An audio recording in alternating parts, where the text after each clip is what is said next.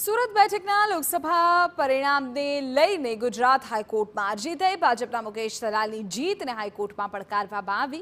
ગુજરાત હાઈકોર્ટે અરજી પર તાત્કાલિક સુનાવણીની માંગણી ફગાવી છે. ચૂંટણીને લગતા મુદ્દાઓને જાહેર હિતના માધ્યમમાં લાવવા પર હાઈકોર્ટની નારાજગી સામે આવી. હાઈકોર્ટે કહ્યું કે ચૂંટણી સંબંધિત કેસોમાં રિપ્રેઝેન્ટેટિવ ઓફ પીપલ્સ એક્ટની જોગવાઈ છે, પરંતુ જો અરજદારે ઉમેદવાર ન હોય તો તે રિપ્રેઝેન્ટેટિવ ઓફ પીપલ્સ એક્ટ મુજબ જીત પડકારી શકે નહીં.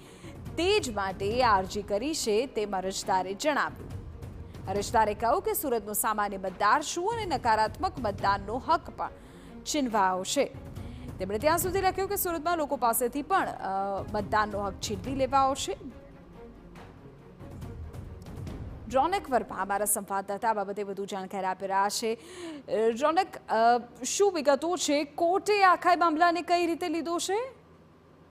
વિધિ લોકસભા ચૂંટણીને ગણતરીના દિવસો બાકી છે, ત્યારે જે ફોર્મ ભરવાના અને જે પ્રક્રિયાઓના અંતિમ દિવસો હોય ત્યારે સુરતમાં જે પ્રકારની ઘટના સામે આવી અને કોંગ્રેસના ઉમેદવારનું ફોર્મ રદ થતા આ ઉપરાંત અન્ય જે ઉમેદવારો હતા તેમણે ફોર્મ પરત ખેંચી લેતા ભારતીય જનતા પાર્ટીના ઉમેદવાર મુકેશ દલાલ બિનહરીફ વિજેતા જાહેર થયા છે. અને આ જે પ્રક્રિયાઓ થઈ છે તેમાં સુરતના નાગરિક દ્વારા આ તમામ પ્રક્રિયાઓને ગુજરાત હાઈકોર્ટમાં પડકારવામાં આવી છે અને તેમના દ્વારા કહેવામાં આવ્યું કે તેમનો જે મતદાનનો હક છે તે છીનવાયો છે. તેનું મુખ્ય કારણ એ છે કે અન્ય વિકલ્પ તરીકે નોટા પણ ઉપલબ્ધ હતો, પરંતુ ન માત્ર એક પરંતુ સમગ્ર સુરતની જનતા આ નકારાત્મક જે મતદાન હોય છે તેનો હક છીનવાયો છે.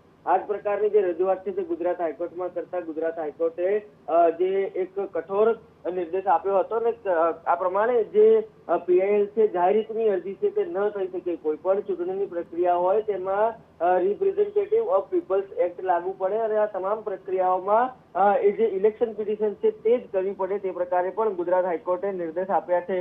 આ ઉપરાંત અરજદારે કીધું હતું કે આ જે પ્રક્રિયા છે તે ખૂબ ઝડપી કરવાની જરૂર છે, કેમ કે ઇલેક્શનને હવે ગણતરીના દિવસો બાકી છે. ત્યારે ગુજરાત હાઈકોર્ટ દ્વારા પણ એ જ કહેવામાં આવ્યું હતું કે આ કોઈ પણ એક મુદ્દાને તેમાં પણ ચૂંટણીલક્ષી મુદ્દાને લઈને જાહેર હિતની અરજી થઈ શકે નહીં. તે પ્રકારે ગુજરાત હાઈકોર્ટે વલણ સ્પષ્ટ કરતા જે તાત્કાલિક સુનાવણીની માંગ છે તેને ફગાવાઈ હતી અને જે સુનાવણી કરવા માટે ઇનકાર કર્યો હતો.